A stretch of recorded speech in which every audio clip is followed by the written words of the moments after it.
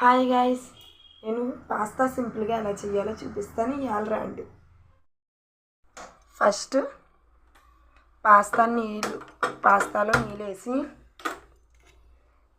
ఉడకబెట్టుకుంటున్నాను. First pasta లైట్గా salt వేస్తున్నాను. అందులో లైట్గా నూనె కూడా వేస్తున్నాను.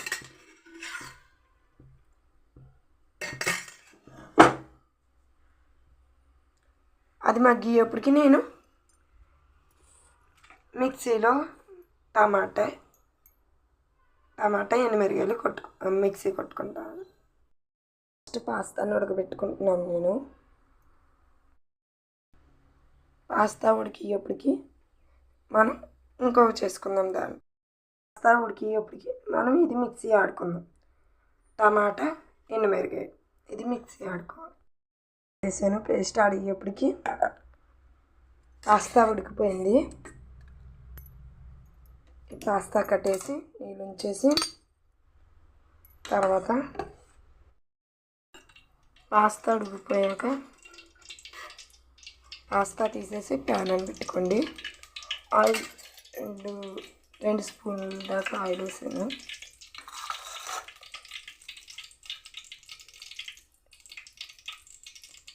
వెల్లుల్లిపాయలు చిన్న ముక్కల కింద కోసుకొని వెల్లుల్లిపాయలు వేసుకున్నాను.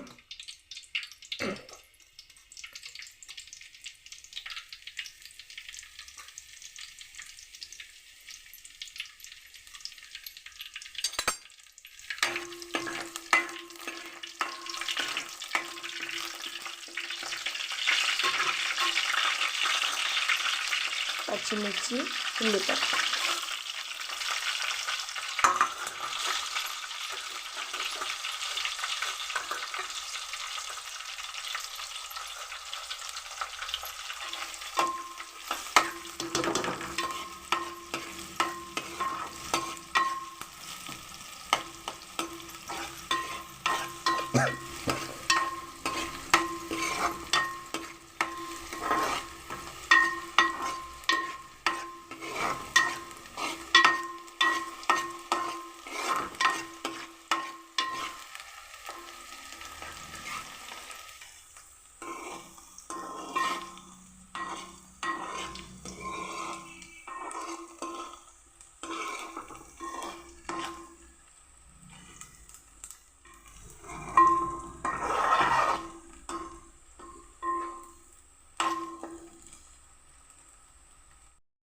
ఇప్పుడు లైట్గా పసుపు,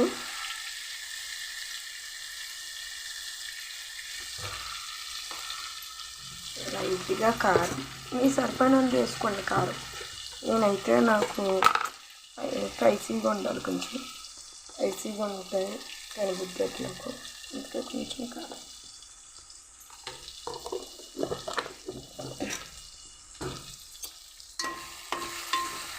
బాగా మగ్గనివ్వండి.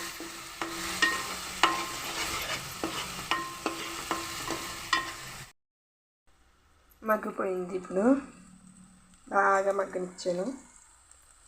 ఇప్పుడు పాస్తా వేసాను.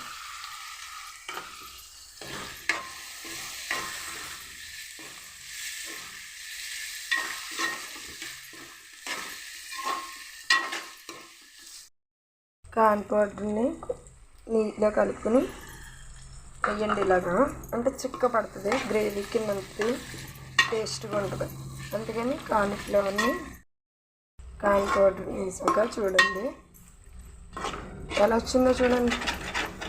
గ్రేవీగా తిక్కుగా, గ్రేవీ కింద తిక్కుగా అలా ఉండాలంటే కార్న్ పౌడర్ని నీటిలో లైట్గా కలుపుకొని వేసుకుంటే గ్రేవీగా తిక్కుగా ఉంటుంది. చాలా టేస్ట్గా ఉంటుంది.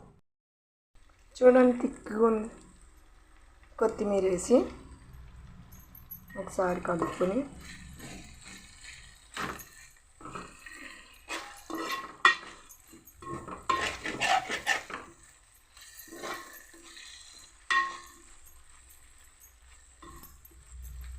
చూడు ఎంత తిక్కుగా మధ్యాహ్నం మాటలు ఇలా తింటే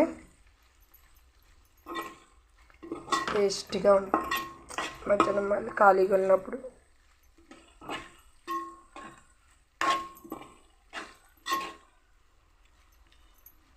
చూడండి.